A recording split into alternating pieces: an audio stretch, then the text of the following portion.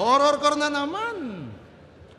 Alam mo, kaysa gumawa ka ng mga inventong corny par, yung estilo mo gawin nating horrorcore na motivational. Tipong bibiyakin ko ulo mo gamit yung aking palakol. Sa labas nakahanda na yung bakanting ataol. Wala nang paso-paso bali at ihihiga ka tol. Iwas lang sa negative tsaka mag-focus ka sa goal. Idol din naman kita dyan sa estilo mo na gory. Pero lahat yun nawala nung ikay nabisto ko na sorry. Kasi nung event natin nung zoning, nakisindi ako ng Yossi. Pagdukot mo sa yung bulsa, biglang may nalaglag na pochi. Oh. Oh. Di ba? Tangina, horrorcore kang hayop ka, tapos may pochi sa bulsa.